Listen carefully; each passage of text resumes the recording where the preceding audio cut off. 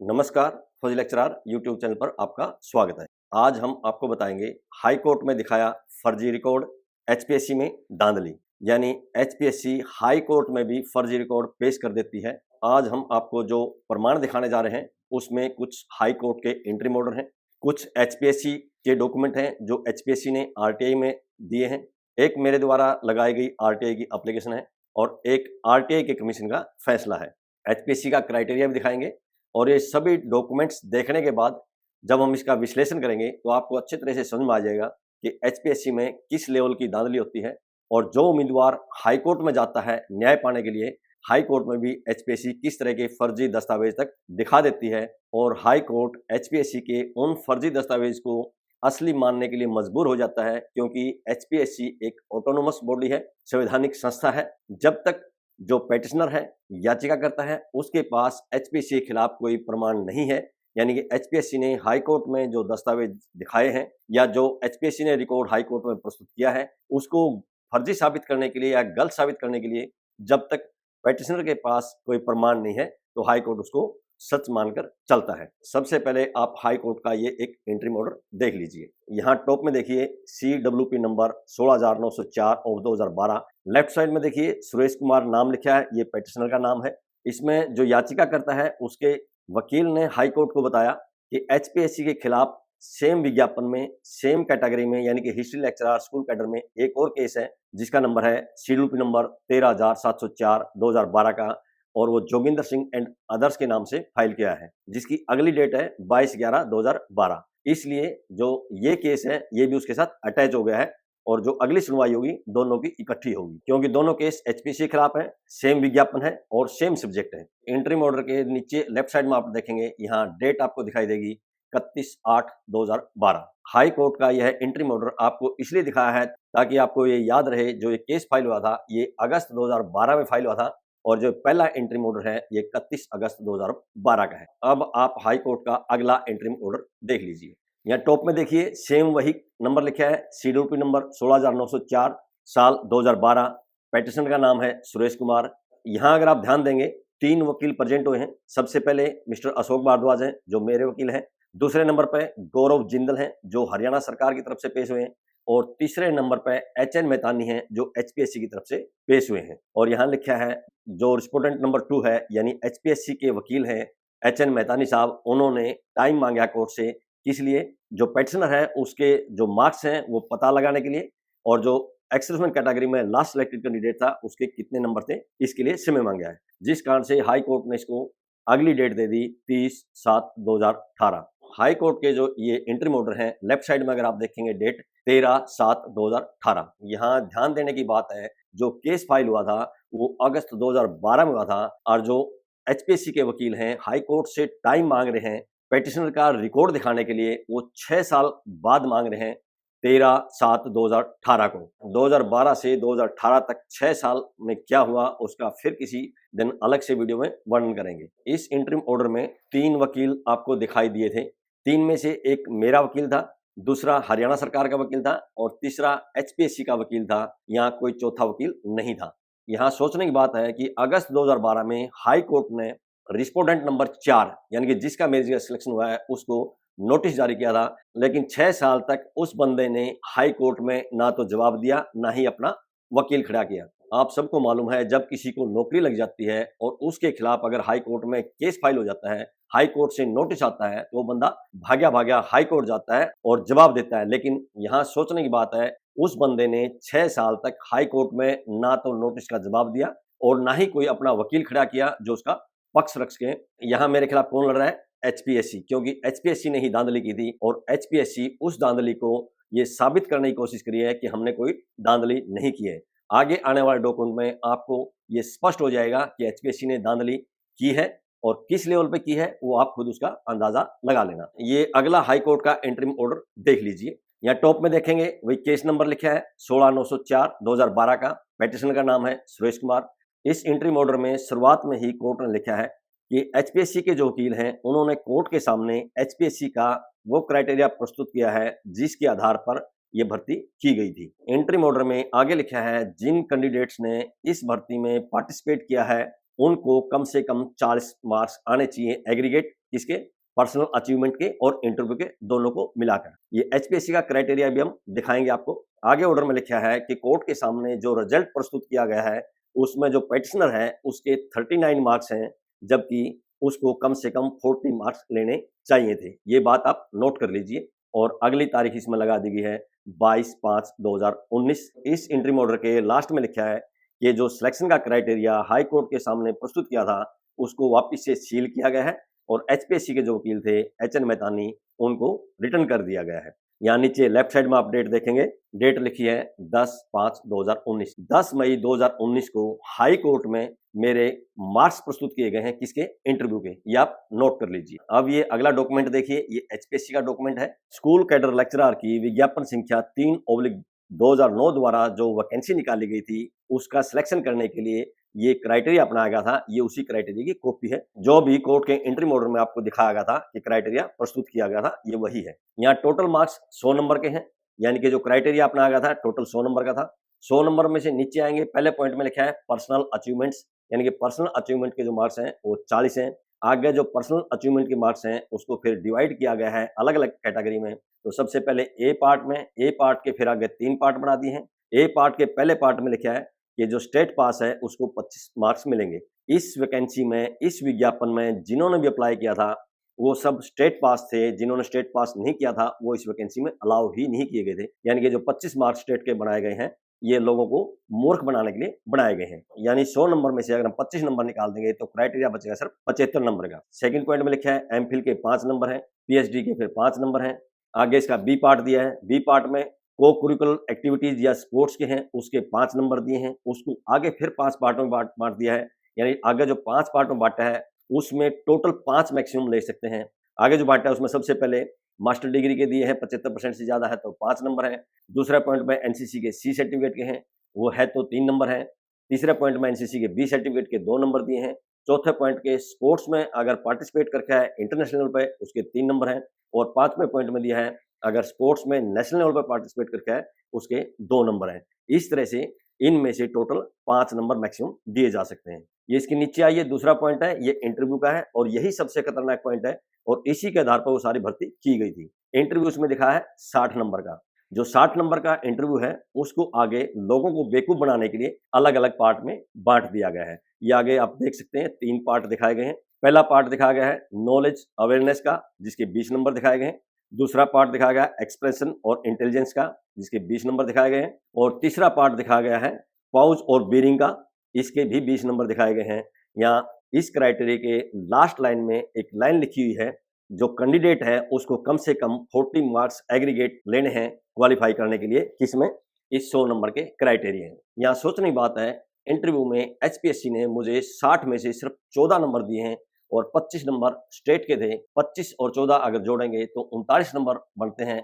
यही high court के interview order में लिखा था जो इससे पहले हमने दिखाया था। जो वैकेंसियां निकली थी, टोटल 9 वैकेंसी निकाली थी, 9 में से 3 फीमेल को दे दी थी, जबकि फीमेल फौज में है ही नहीं। बची हुई जो 6 थी मेल के लिए उसमें 5 बंदों का सिलेक्शन हो चुका था। अगर एचपीएससी इंटरव्यू में मुझे 60 में से 15 नंबर भी देती तब भी 15 और 25 40 हो जाते और एचपीएससी को मजबूरन मेरा सिलेक्शन करना पड़ता, क्योंकि एचपीएससी ने मेरा सिलेक्शन नहीं करना था। इसलिए एचपीएससी ने 60 में से मुझे सिर्फ 14 नंबर दिए। अब अगला डॉक्यूमेंट देखिए, अब सारी कड़ियां जुड़ जाएंगी और एक एक करके पूरी फिल्म स्पष्ट हो जाएगी। इससे आपको समझ में आ जाएगा एचपीएससी किस लेवल का खेल खेलती है और एचपीएससी में किस लेवल पर गड़बड़ियां होती हैं। खर्ची पर्ची चलती हैं तो किस लेवल की चलती हैं, खर्ची कितनी चलती है और पर्ची कितनी बड़ी चलती है। ये एक आरटीआई है, ये एचपीएससी को लगाई गई है। यहाँ सिर्फ 2 ही पॉइंट की सूचना मांगी है। इसके पहले पॉइंट में जो सूचना मांगी गई है वो एचपीएससी की विज्ञापन संख्या 3/2009 कैटेगरी ईएसएम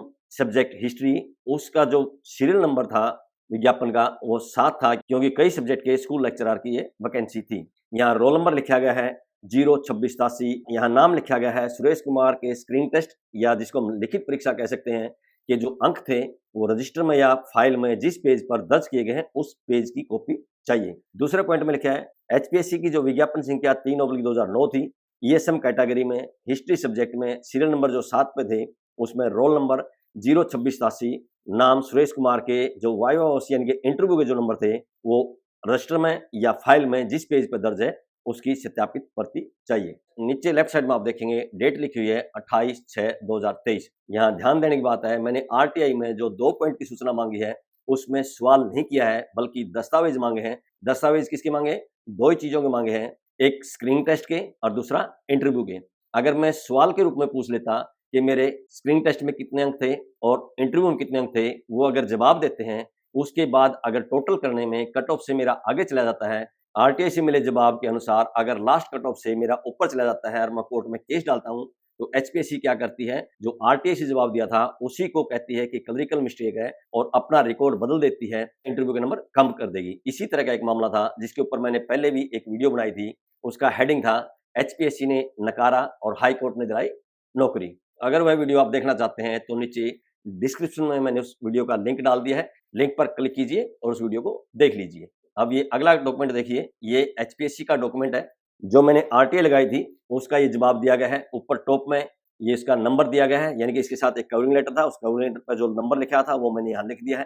ये तारीख लिखी है 21/7/2023। आपने देखा होगा उस आरटीआई में मैंने सिर्फ 2 पॉइंट की सूचना मांगी थी और यहाँ इस जवाब में दोनों पॉइंट की सूचना एक साथ दे दी गई है, आप ये देख सकते हैं। बिंदु नंबर 1 व 2 के संदर्भ में आपको सूचित किया जाता है कि मांगी गई सूचना उपलब्ध नहीं करवाई जा सकती, क्योंकि कार्यालय रिकॉर्ड के अनुसार आयोग द्वारा वीडिड आउट किया जा चुका है। यानी कि जो ये भर्ती थी जिसके बारे में मैंने सूचना मांगी है, उसका रिकॉर्ड नष्ट किया जा चुका है, तहस नहस किया जा चुका है, या कह सकते हैं जला जा चुका है, इसलिए सूचना उपलब्ध नहीं कराई जा सकती। यहाँ आप एक बात ध्यान दीजिए, ये तारीख नहीं लिखी है कि जो रिकॉर्ड नष्ट किया है वो किस तारीख को किया है। अब ये अगला डॉक्यूमेंट देखिए, ये एचपीएससी की वीडिड आउट पॉलिसी है।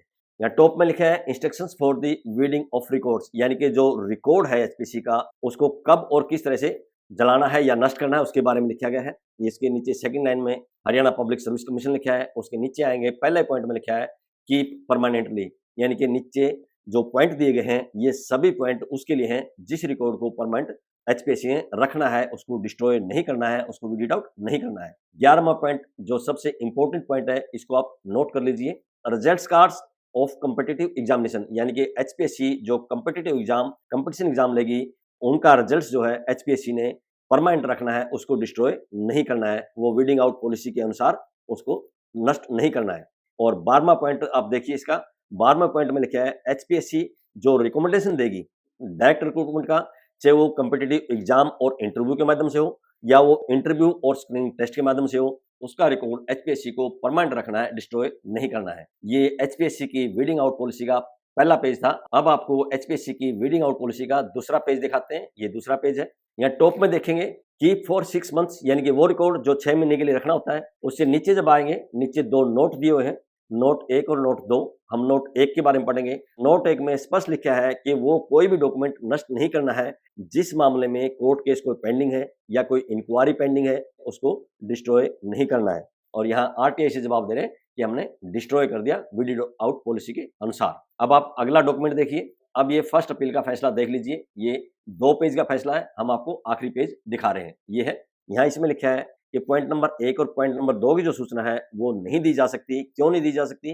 भर्ती से संबंधित सारा रिकॉर्ड जो है वो नष्ट किया जा चुका है कमीशन की पॉलिसी के अनुसार। एचपीएससी के जन सूचना अधिकारी ने बताया कि एचपीएससी की जो वीडिड आउट पॉलिसी थी उसके अनुसार एचपीएससी ने उस भर्ती से संबंधित सारा रिकॉर्ड नष्ट कर दिया है। तो आगे इसमें लिखा है इस तरह से वीडिड आउट पॉलिसी के अनुसार जब रिकॉर्ड नष्ट किया जा चुका है तो ये सूचना नहीं दी जा सकती। यहाँ लास्ट में लेफ्ट साइड में आप देखेंगे डेट लिखी है 12/9/2023। यहाँ ध्यान देने की बात है, जो एचपीएससी का पहला रिप्लाई था उसमें भी डेट नहीं लिखी थी कि रिकॉर्ड कब नष्ट किया गया है, और प्रथम अपील अधिकारी का जो फैसला है इसमें भी डेट नहीं लिखी है कि कब नष्ट किया गया है। प्रथम अपील अधिकारी के फैसले के बाद भी मैंने हार नहीं मानी और मैंने राज्य सूचना आयोग हरियाणा को सेकंड अपील भेज दी। राज्य सूचना आयोग ने मेरी सेकंड अपील को स्वीकार करके एचपीएससी को नोटिस दे दिया और एचपीएससी ने जो राज्य सूचना आयोग को जवाब दिया है वो 2 पेज का जवाब है। हम उसका दूसरा पेज आपको दिखा रहे हैं, ये है दूसरा पेज। एचपीएससी के जवाब के पेज नंबर 2 के पॉइंट नंबर 11 में लिखा है कि एचपीएससी ने एचपीएससी की जो वीडिड आउट पॉलिसी थी उसके अनुसार जो विभिन्न सब्जेक्ट के पीजीटी की भर्ती की थी उन सब का रिकॉर्ड नष्ट कर दिया गया है। और यहाँ एक डेट दी गई है, डेट है 11/6/2014। ये आप नोट कर लीजिए। यानी इस जवाब के अनुसार 11 जून 2014 को एचपीएससी ने उस भर्ती से संबंधित सारा रिकॉर्ड नष्ट कर दिया है। एचपीएससी ने राज्य सूचना आयोग में जो ये जवाब दाखिल किया था, ये किया था 12 अप्रैल 2024 को। अब आप अगला डॉक्यूमेंट देखिए। ये डॉक्यूमेंट राज्य सूचना आयोग का फैसला है। इसमें लिखा है कि जो विभिन्न सब्जेक्ट के पीजीटी थे, उन सब का जो रिकॉर्ड है, वो एचपीएससी ने डिस्ट्रॉय कर दिया, नष्ट कर दिया। कब कर दिया? यहाँ फिर डेट लिखी है 11/6/2014। आगे कमीशन ने फैसले में लिखा है CWP नंबर 16904/2012। यहाँ एचपीएससी ने अपने जवाब में लिखा था कि कोर्ट ने हमारे को डायरेक्शन नहीं दी थी कि इसके जो मार्क्स हैं और जो उसका रिजल्ट है उसको सील बंद कवर में रखा जाए। आगे मैंने जो रिव्यू एप्लीकेशन का हवाला दिया था RA-CWP 68/2020, उसके बारे में भी एचपीएससी ने जवाब दिया है कि इस रिव्यू एप्लीकेशन में भी कोर्ट ने उनको कोई डायरेक्शन नहीं दी थी। यहाँ आगे बढ़ेंगे आप तो ऑब्जर्वेशन दिया है। ऑब्जर्वेशन किसका?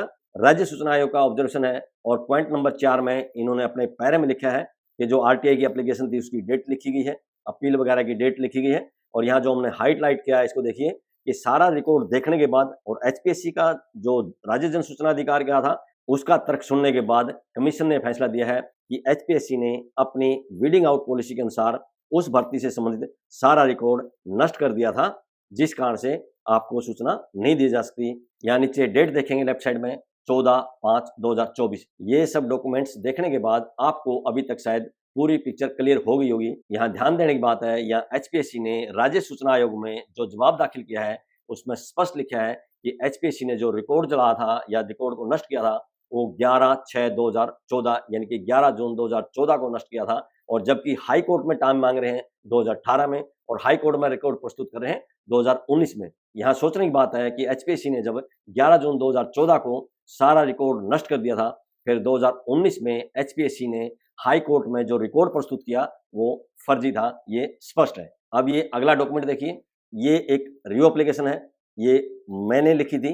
किसको लिखी थी? राज्य सूचना आयोग की लिखी थी।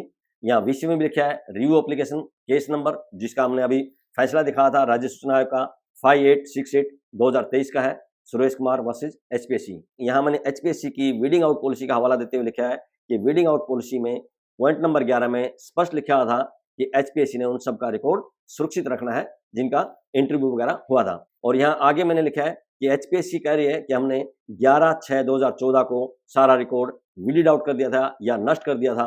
मैंने आगे सवाल किया गया है कि अगर एचपीएससी ने 11/6/2014 को जो भर्ती से संबंधित रिकॉर्ड था सारा नष्ट कर दिया था, फिर 2019 में एचपीएससी ने जो रिकॉर्ड हाई कोर्ट में प्रस्तुत किया है वो कहां से प्रस्तुत कर दिया, जिसमें जो पेटिशनर के नंबर है वो 14 दिखाए गए हैं इंटरव्यू में। यहाँ लास्ट में मैंने लिखा है कि ऊपर जो तथ्य दिए गए हैं उसके आधार पर जो मेरी आरटीआई की एप्लीकेशन थी 28/6/2023 की, उसमें जो सूचना मांगी थी बिंदु नंबर 1 और 2 की एचपीएससी से, वो राज्य जन सूचना अधिकारी जानबूझकर उपलब्ध नहीं करा रहा है, माननीय राज्य सूचना आयोग को गुमराह कर रहा है, क्योंकि एचपीएससी ने 2019 में हाई कोर्ट के सामने ये सारा रिकॉर्ड प्रस्तुत किया था। यहाँ सोचने की बात है, जब एचपीएससी ने 2019 में हाई कोर्ट में मेरा रिकॉर्ड प्रस्तुत किया था, फिर एचपीएससी सूचना नहीं दे रही है, इसका मतलब ये गुमराह कर रही है। लास्ट में लेफ्ट साइड में देखेंगे, इसमें डेट लिखी है 17/6/2024। मेरी इस रिव्यू एप्लीकेशन को राज्य सूचना आयोग ने स्वीकार करते हुए एचपीएससी को फिर नोटिस दिया और एचपीएससी ने जो जवाब दिया उसको आप देख लीजिए।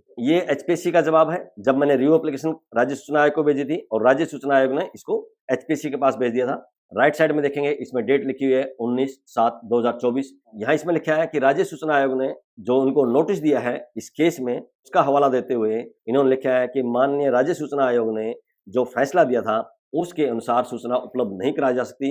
एचपीएससी आगे कारण बता रही है और ये लिख रही है कि ये कहीं नहीं लिखा कि हाई कोर्ट में सुरेश कुमार के जो नंबर प्रस्तुत किए थे वो कब प्रस्तुत किए थे।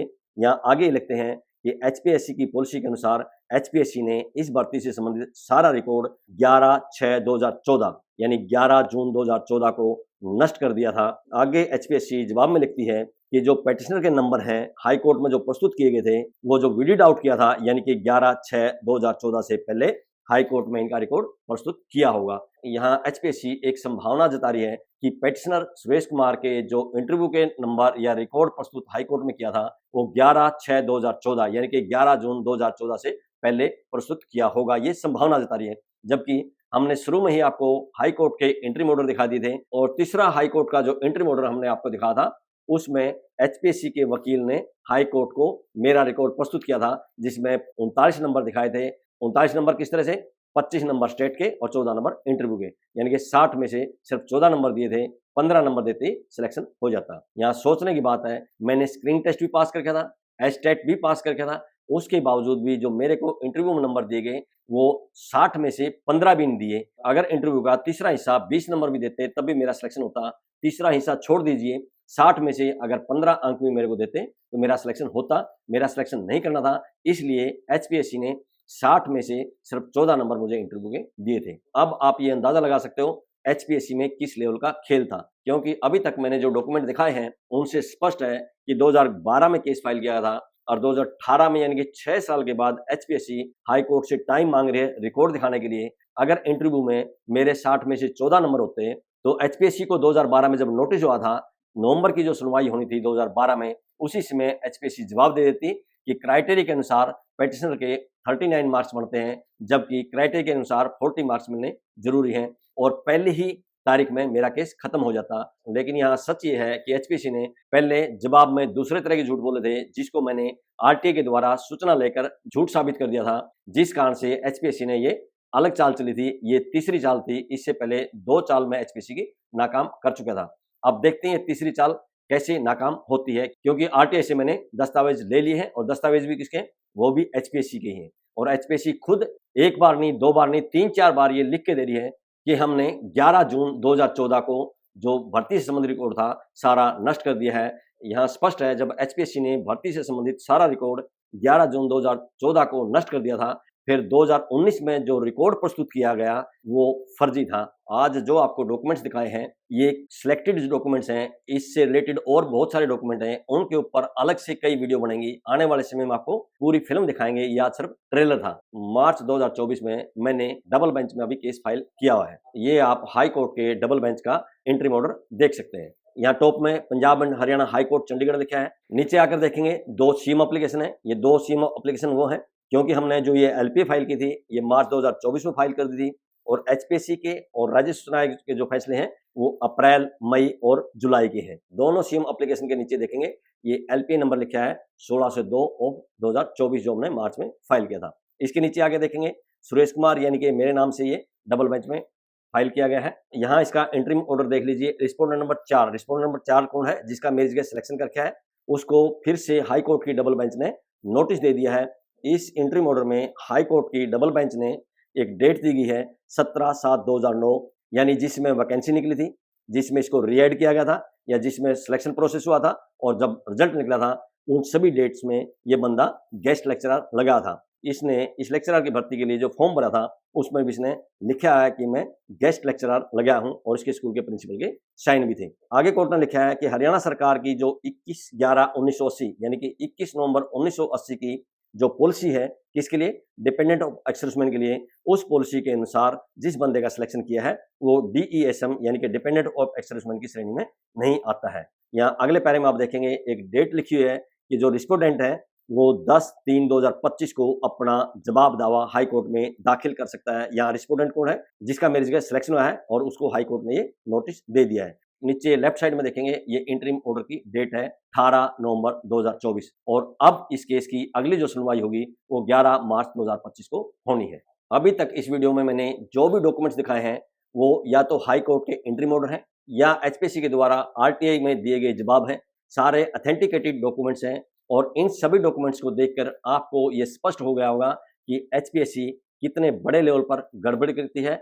जो पर्ची चलती है वो कितने बड़े लेवल की होती है, और खर्ची चलती है तो उसका लेवल क्या रहा होगा। क्योंकि इस केस में जिस बंदे का मेरी जगह सिलेक्शन करके है वो डिपेंडेंट ऑफ एक्स सर्विसमैन की श्रेणी में भी नहीं आता है, और फिर भी उसका डीईएसएम करके सिलेक्शन कर दिया है। हाई कोर्ट के नोटिस देने के बाद भी उस बंदे ने 6 साल तक हाई कोर्ट में जवाब नहीं दिया, और जब उस बंदे के खिलाफ हाई कोर्ट ने फैसला सुना दिया फिर वो बंदा भागा भागा हाई कोर्ट जाता है और रिव्यू एप्लीकेशन लगाता है। हाई कोर्ट उसकी रिव्यू एप्लीकेशन स्वीकार भी कर लेते हैं और अपने ही फैसले पे रोक भी लगा देते हैं। 4 साल से ज्यादा रिव्यू एप्लीकेशन में निकाल दिया जाता है, और लास्ट में हाई कोर्ट अपने फैसले के खिलाफ दूसरा फैसला दे देते हैं, जिसको हमने हाई कोर्ट में डबल बेंच में चैलेंज कर रखा है। 2012 से 2024 खत्म हो चुका है, यानी कि 12 साल तक हम यहाँ पहुंचे हैं।